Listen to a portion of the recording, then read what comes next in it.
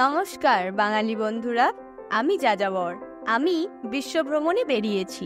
এখন আমি সুন্দর দেশ শ্রীলঙ্কা থেকে শুরু করতে চলেছি। ভারতীয় 20,000 টাকা সঙ্গে নিয়ে 20 দিনের কোনো ট্যুর প্যাকেজ ছাড়াই ভ্রমণ করতে যাচ্ছি। হ্যাঁ, আপনি ঠিকই শুনেছেন। আমি শ্রীলঙ্কার সাধারণ মানুষের মতো বাস, ট্রেন ব্যবহার করে শ্রীলঙ্কা ভ্রমণ করব। চলুন দেখি আমার ভ্রমণ যাত্রা কেমন হয় এবং আমার চ্যানেলটি সাবস্ক্রাইব করে আমার সাথে যোগ দিন। এমনকি আমাকে জিজ্ঞাসা করছিলেন কিসে এসে কিছু মালদ্বীপ সুন্দর লাগছে অবশ্য।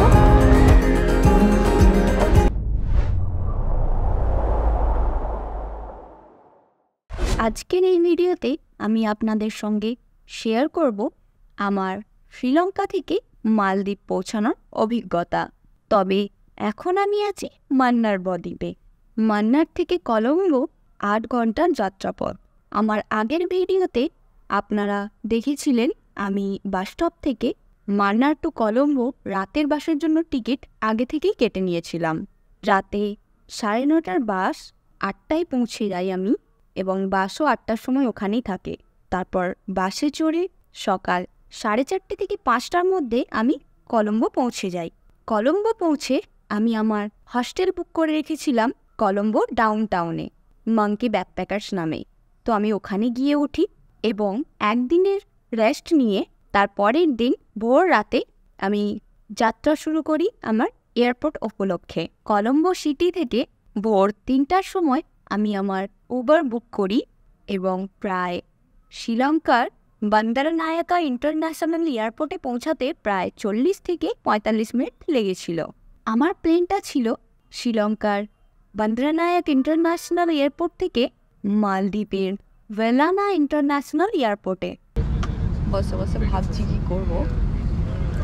আর এই যে এখানে এলইডি লাগানো আছে। আমি অবশ্য জানি না ব্যাংক কীভাবে কী করতে হয়। ঠিক আছে, সিরিয়াসলি চলুন। মালে নেমে আমার তো ভয় লাগছে যে ইমিগ্রেশন নিয়ে, কারণ ভারতের সাথে মালদ্বীপের যা শুরু হয়েছে, প্রধানমন্ত্রী লাক্ষাদ্বীপ মানে লাক্ষাদ্বীপ যেটা বলা হয় আর কি, ওটা লাক্ষাদ্বীপ বাংলায় বলে।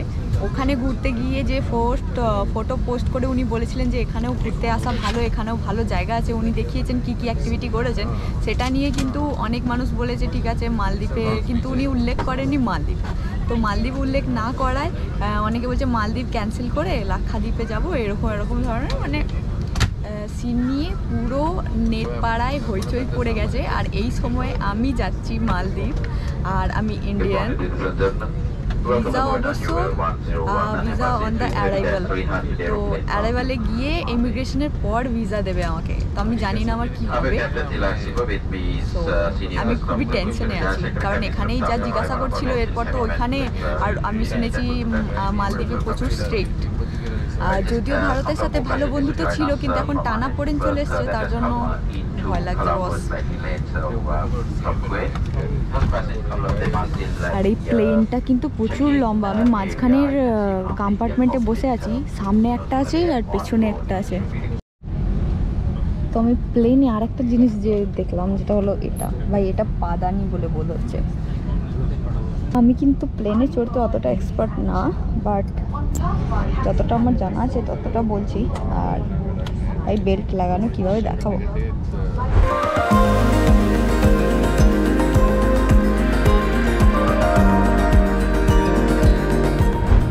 তো প্লেন ল্যান্ড করে গেছে, এসে গেছি মালদ্বীপ। কিন্তু এবার বাইরে বেরোবো, দেখা যাক ইমিগ্রেশনটা কোন দিকে হচ্ছে।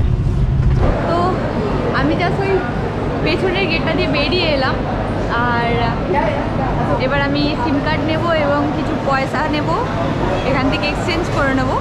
আর সত্যি বলছি খুবই কড়া ভিতরে গার্ড। দুজনকে তো অবশ্য বন্ধও করে রেখেছিল। অ্যান্ড আমাকে প্রচুর কোয়েশ্চেনের পরে আমাকে জিজ্ঞাসা করলো যে কোথায় যাবে। দেন আমি যখন বললাম হোটেল, বললো হোটেলের রেজিস্ট্রেশন দেখাও। যখন দেখালাম বলছে এটা রেজিস্টার না, এখানে গেলে আমরা যেতে দেবো না, অন্য করে বুক করতে হবে অন্য রেজিস্টার নাম্বারে। আর আবার খুঁজে একটা বুক করলাম, ঠিক আছে। তো ক্যাপসুলে হচ্ছে গিয়ে সরাসরি আর কি ইন্ডিয়া বা মালদ্বীপ থেকে এসে তারপরে ওনারা এন্ট্রি দেবেন না। তো সেই জন্য অনেকে আমাকে ভাই থামস আপ দেখাচ্ছে, তাই জন্য আমি হেসে ফেলছি। তো এই যে এরিয়াটা সত্যি প্রচুর কঠিন ছিল। ওখান থেকে বেরোনোর পর ব্যাগেজ নিয়েছি, ওই এলাকাটাও কিন্তু ক্যামেরা করা বারণ। এবং তারপরে এসে ব্যাগেজ নেওয়ার পর আবার আমাকে কিন্তু সার্চ করতে হলো, ব্যাগ দেখাতে হলো, সমস্ত কিছু ডিটেলস আবার দেখাতে হলো, পুরো আমার প্ল্যান, ট্রিপের প্ল্যান। সো আপনারা যদি আসেন বি কেয়ারফুল, ভালোভাবে মানে উত্তর দেবেন, ভালোভাবে ওনাদেরকে বোঝালেই হবে। আর প্রত্যেকটা ডকুমেন্টস ক্লিয়ার রাখলেই হবে। আমার ক্লিয়ার ছিল, তাই একটু দোনামোনা করে শেষকালে আমার বুকিং নিয়ে পড়েছিল। তো বুকিং নিয়ে যখন ক্লিয়ার দেখালাম তখন বললো আচ্ছা ঠিক আছে, তারপরে স্ট্যাম্প দিল আমাকে। ও তো এই যে বস দ্বিতীয় স্ট্যাম্প লেগেছে এবং ভিসাও দিয়ে দিয়েছে আমাকে, ঠিক আছে। শেষ পর্যন্ত আমার বুকটা প্রায় ডিপ করছিল, কারণ অনেক কোয়েশ্চেন। আর এই সময় যা মালদ্বীপের সাথে ভারতের চলছে, ঠিক আছে, ঝামেলা, আমাকে ভাই মাঝখানে টানার কি দরকার? আমি ঘুরতে এসেছি, ভিডিওতে দেখাতে এসেছি। তো আমাকে প্রায় সমস্ত কিছু জিজ্ঞাসা করলেন। প্রচুর কড়া এখানে নিরাপত্তা, প্রচুর কড়া ইমিগ্রেশনের কোয়েশ্চেন। কোনখান থেকে যে আপনাকে চেপে ধরবে আপনি বুঝতে পারবেন না, এরকম একটা ব্যাপার। অ্যান্ড সো যাক, লাকিলি আমি কিন্তু এন্ট্রি করে গেছি, সমস্ত কিছু পেয়ে গেছি। তো এখান থেকে আমি কিছু ডলার এক্সচেঞ্জ করব আর সিম কার্ড নেব। তো দেখা যাক কোথায় পাওয়া যায়, আমার কোনো আইডিয়া নেই বস। ওখানে হেল্প ডেস্ক আছে, ওখানে জিজ্ঞাসা করি। I need to exchange a dollar. Inside the arrival, on the right side, they have money exchange. তো উনি সত্যিই খুব মিষ্টি ছিলেন। আমাকে বললেন যে যেখান দিয়ে আমি বেরিয়ে এসেছি জাস্ট ওখানেই আর কি ভেতরে আছে। সো 1538 টাকা দেখাচ্ছে আমাকে, $100 মালদ্বীপের পয়সায়। তো দেখা যাক। তো মালদ্বীপে রুপিয়া বলে, রুপিয়া। তো অবশ্য মানি এক্সচেঞ্জ করে 1500 টাকা 38 পয়সা দেখাচ্ছিল। উনি 1500 টাকা দিলেন, 38 টাকাটা চার্জ কাটলেন, তার মানে কমই আছে বস। অ্যান্ড উনি বলেছিলেন লাস্টে ও মা, এরা পাবলিক ফায়ারের জন্য ওয়েট করছিল। আমি তো বললাম ব্যাংক।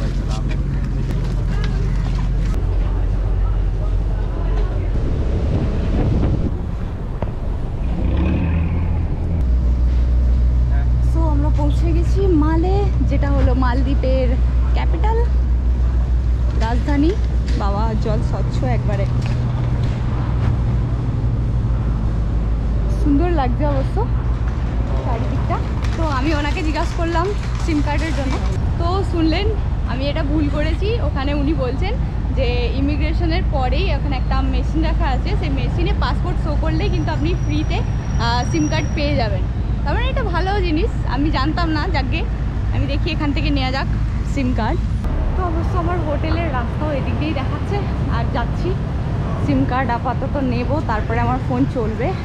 আমি অবশ্য এখন এই বাংলাদেশি বন্ধুর থেকে ওয়াইফাই নিয়ে চালাচ্ছি।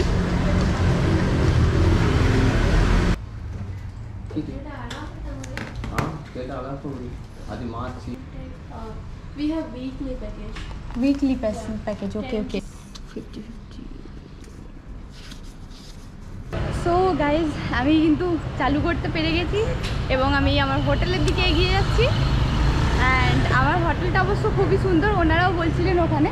অ্যান্ড ওখানে একটা দিদি ছিল, উনি না হেল্প করলে আমার কিছুই হতো না বাবা।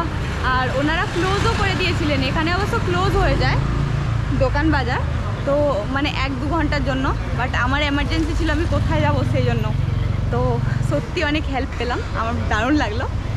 অ্যান্ড অবশ্য যেটা দেখা গেল, আমি একটা করালাম 185 টাকার রিচার্জ করালাম এবং সিমে নিল 54 টাকা। মানে এটা অবশ্য রুপিয়া, এখানকার পয়সায়, মালদ্বীপের পয়সায়। আর যেটা আমি জানতে পারলাম সেটা হলো ট্যুরিস্টদের জন্য ফ্রি সিম কার্ড এয়ারপোর্টেই পাওয়া যায়, যেটা আমি জানি না। এবং ওর বাইরে আপনাকে $40 সবাই দেবে, ওর থেকে নিচে দেবে না ট্যুরিস্টদেরকে। বাট এনারা অবশ্য আমাকে সস্তায় দিলেন সিম কার্ডটা, সো দারুণ। তো চলুন, ওনারা আমার ফোন ঠিক করে দিয়েছে, ফোন লোকেশন দেখাচ্ছে। একটা অজানা দেশে প্রথমবার এসে এত মানে হেল্প পেয়ে রিকোয়েস্ট করলাম, রিকোয়েস্ট ওনারা রাখলেন এবং আমাকে সিমও দিলেন বন্ধ করার পর, এবং আরেকজন আমাকে সিম চালুও করে দিলেন একটা ছোট্ট একটা রিচার্জ মেরে। এখানে একটা খুব বড় মসজিদ আছে, অবশ্য মালে বা মালদ্বীপস মুসলিম কান্ট্রি আর খুব সুন্দর কান্ট্রি, অনেক মানে মেয়েরা কাজ করছিল আর কি। ভাই এখানে রাস্তা পার হবো কীভাবে ভাবতেছি। ও মাই গড, পেয়ে গেছি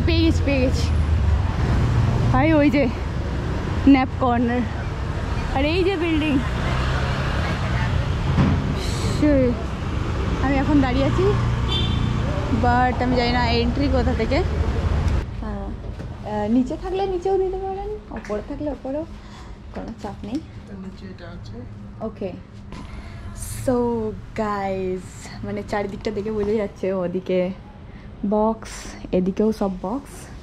তো এগুলো হচ্ছে ক্যাপসুল, আর আমি এখন যাব ভিতরে ক্যাপসুলের। প্রথমটা একটা খুলি। আর ওপরে থাকলে এই যে ছোটো ছোটো সুন্দর সুন্দর সিঁড়ি আছে ওপরে ক্যাপসুলে যাওয়ার জন্য। অবশ্যই এখানটা এরকমই থাকে, অন্ধকারে সেরকম কিছু দেখা যায় না। এখানে একটু সুন্দর আয়না, অ্যান্ড এখানে টাওয়াল, এটা আমার কি উনি দিয়ে দিলেন, দরজার কি। অ্যান্ড এটা একটা পাতলা চাদর মতো গায়ে দেওয়ার জন্য। সো যাকে এটা হলো লকার, এখানে পাসপোর্ট দেওয়া, মানে পাসওয়ার্ড আপনারা নিজের ইচ্ছে মতো দিতে পারেন। অ্যান্ড এটাকে টুইস্ট করে হয়তো খুলতে হয়, বাট এখন খুলছে না, আমি জেনে নেবো ওই দাদাটার থেকে।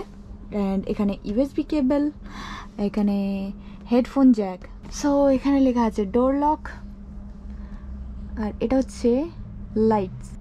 এই যে এটা মানে এদিকে, এটা টাচ করা মানে এদিকে অ্যান্ড এদিকে। ও নাইস, তার মানে এটা টাচ করলে ওপরের লাইটটা জ্বলবে। অ্যান্ড এটা দেখি ব্যাকলাইট, ওয়াও বস, এখানে তো কি সুন্দর টিকটক ভিডিও বানাতে পারবো। শুধু মুখটা প্যাঁচার মতো আর কালো। সো এখানে দেয়া আছে নো ইটিং, নো স্মোকিং, ভিতরে খাওয়া দাওয়া বা স্মোক করা বারণ একদমই। আর এখান থেকে সুন্দর হাওয়া আসছে। অ্যান্ড ব্লু লাইট, অবশ্যই লাইটগুলো অফ করে দিই কারণ এই লাইটগুলোর আমার দরকার নেই, আমার এই ব্লু লাইটটাই ভালো লাগছে। অ্যান্ড এটাও অলসো একদম সুন্দর একটা ঘুমের জন্য আসে শান্তিতে, একভাবে মানে এভাবে বন্ধ হয়ে, ঠিক আছে, চুপচাপ শান্তিতে ঘুম, নিজের একটা আলাদা রুম হস্টেলের বা হোটেলের মধ্যে। তো এটা হচ্ছে মলদ্বীপসের টাকা, সেখানে মুসলমান কান্ট্রি বলে এখানে কোরআন শরীফের কোরআন রেখে উনি পড়ছেন রাহিলে। অ্যান্ড পিছনে এটা বোধ হয় কোনো মানে সমুদ্রের ধারে লাইট হাউসের মতো। অ্যান্ড এগুলো 50 টাকার নোটে রাখা আছে। অ্যান্ড 10 টাকার নোটে একটা ঢোলই তো এখান দিয়ে। ভাই আমি দেখাচ্ছিলাম ক্যামেরাতে বেডটা কত আরামদায়ক, দেখাতে দেখাতে আমি নিজেই ঘুমিয়ে গেছি ব্যাং। এখন উঠে দেখি যে 4:11-15 বাজে। তারপর আমি রেডি হয়ে, মানে কিছুই রেডি হয়নি আর মুখটা আর কি ধুয়ে আর বেরিয়েছি খাবার জন্য, কারণ আমি খাইনি পর্যন্ত। অ্যান্ড সত্যি এত অসাধারণ বেড যে আমি ঘুমিয়ে গেছি পুরো। অ্যান্ড আমি এখন যাচ্ছি একটা রেস্টুরেন্টে, আমার কাছে লোকেশন আছে। সো আমি একটা জায়গায় যাচ্ছি খাবার খেতে। আপাতত আমার জানা নেই, কারণ হস্টেলে যে বাংলাদেশি দাদাটা আছে উনি এখনও আসেননি, উনি 5টার পর আসেন। তো আমি একটা সাউথ ইন্ডিয়ান বা রেস্টুরেন্টের একটা আর কি অ্যাড্রেস নিয়ে নিয়েছি গুগল থেকে। তো আমি যাচ্ছি, বাট আমি জানি না কেন দেখাচ্ছে না। সো এই যে এখানে লেখা আছে বানানা লিভস।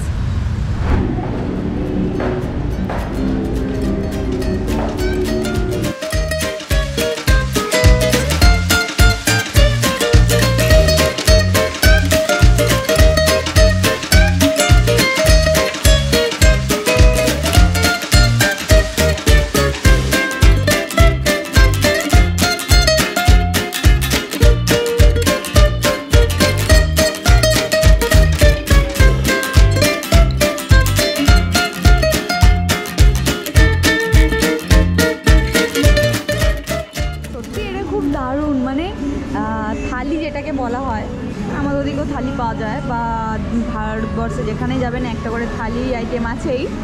তো বাট এটা জাস্ট দারুণ, একদম কালারফুল, দেখতেও সুন্দর, আর খেতেও আমার বোধ হচ্ছে একদম দারুণ দারুণ দারুণ লাগবে। তো আমার বোধ হচ্ছে একদম আমি বাড়ির ফিলটা পেতে পারি এখানে, কারণ গাজর, আলু, শসা থেকে শুরু করে বেগুন অ্যান্ড তৈরি করা জিনিস দেখে বোধ হচ্ছে টেস্ট দারুণ হবে, মানে আমি পছন্দ করবো। অবশ্য সব জায়গায় খাবারই ভালো হয় ওনাদের তুলনায়, বাট আমি একটু ভেতো বাঙালি তো তাই।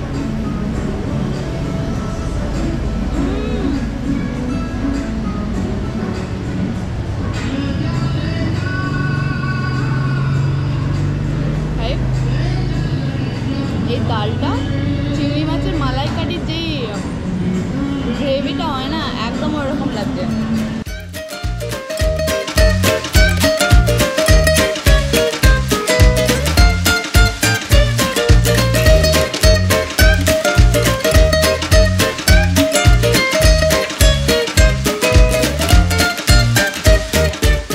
তার মানে ভারতীয় পয়সায়